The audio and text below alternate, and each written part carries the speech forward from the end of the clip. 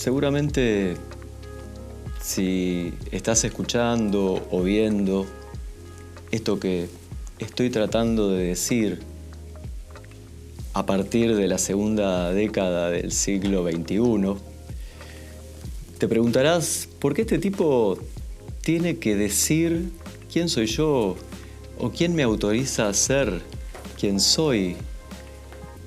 Y en realidad esto tiene que ver con que en la historia siempre tenemos que pensar que nunca es lineal.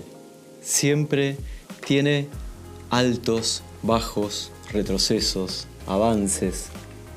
Y alguna vez te van a contar que hubo gente que creía que los niños, las niñas, no podían decidir por su autopercepción, no podían decidir por ser quien querían ser, porque había adultos que se creían con la potestad de poder definir su identidad.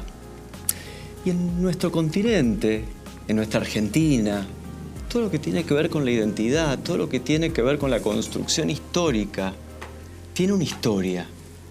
Y tiene una historia que también hace referencia a que además de un organismo, además de un cuerpo, somos seres que pensamos, que sentimos, que en algún momento decidimos y también vamos en contra de ciertas normas.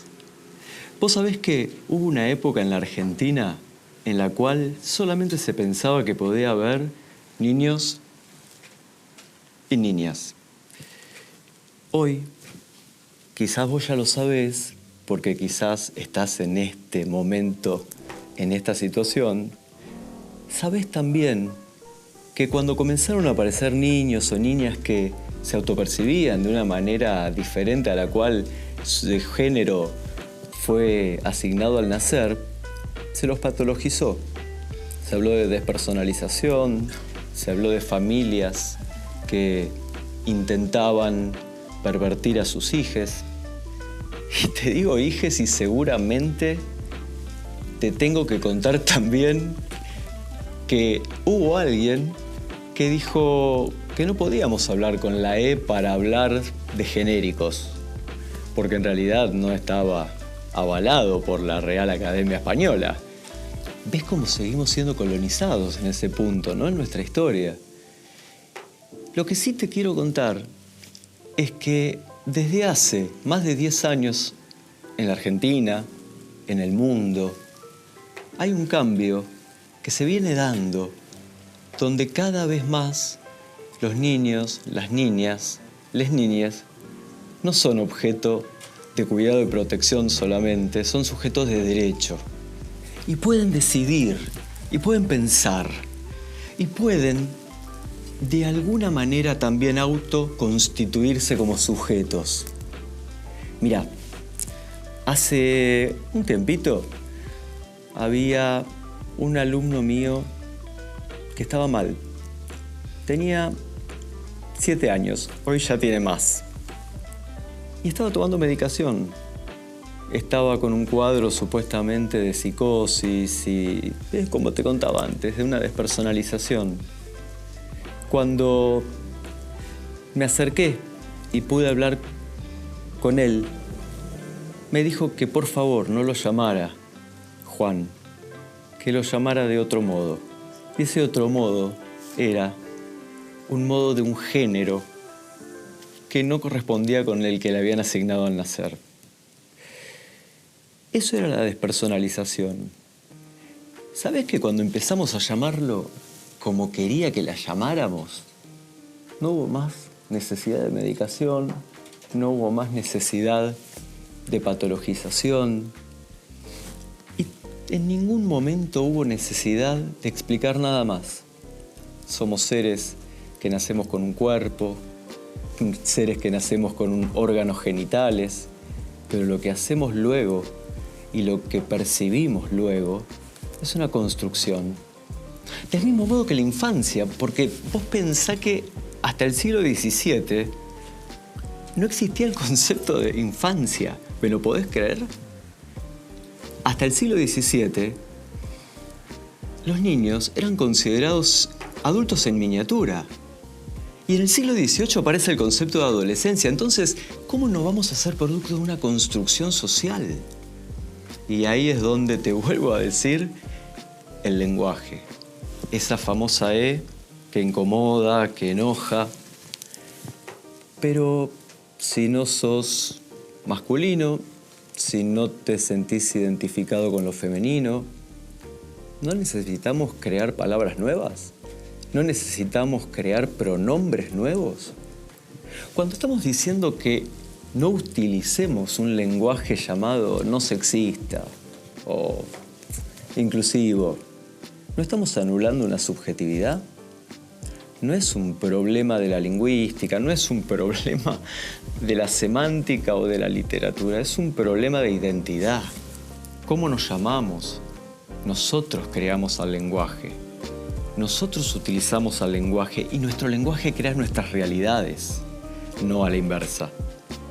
Y por eso te quería comentar que hubo mucha gente también que pensó que era una moda, que un varón que se sentía mujer, que una mujer que se sentía varón, era algo que tenía que ver con una moda. ¿Sabes qué?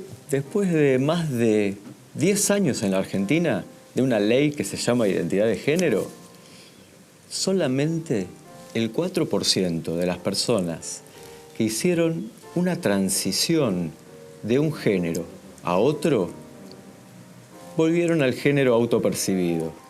Por lo tanto, el 96% realmente sigue viviendo como quisieron vivir y como quieren ser vividos, en el punto en que a sí mismos se mencionan y se nombran como ellos creen. Por último, te quería comentar que las escuelas, los profes, los sistemas de salud, ejercemos mucha violencia administrativa. Porque lo que nos importa a la hora de tener que nombrar a alguien es su número de documento. ¿Por qué tenemos que pensar tanto en si hay un cambio o no hay un cambio en su nombre en el registro y en la partida de nacimiento? Por otro lado, este tema inspiró películas, inspiró films. ¿Y sabes por qué? Porque especialmente en Francia, especialmente en Panamá y en muchos otros países se empezó a estudiar y se empezó a investigar por qué aún existían suicidios en una etapa de la vida donde no se creía que podían existir, que es en la infancia. ¿Sabes qué? En muchos de esos casos, esos suicidios no eran ganas de morirse, eran ganas de vivir de otra manera. Es como si dijeran, me voy a morir para poder vivir de otra manera. Cuánta crueldad, ¿no? Cuánta crueldad cuando seguimos pensando que es una perversión, que es antinatura, que va en contra de lo biológico. Yo pienso cuántas cosas hacemos en contra de lo biológico. Todavía seguimos hablando de los sistemas reproductores. Digo, ¿cuántos de nosotros usamos los llamados sistemas reproductores para reproducirnos? Quizás tenemos que empezar a hablar de personas con capacidad gestante. Quizás tenemos que pensar en personas que pueden empoderarse y no ser sometidas por el poder, por la situación en la cual se encuentran, y que la libertad de poder ser quien querés ser es lo más lindo que te puede pasar, y que alguien te la respete y te dé ese lugar también. Pero si eso no ocurre, no bajes los brazos. Seguí peleándola, porque en el tiempo en que escuches esto, a lo mejor todavía sigue pasando.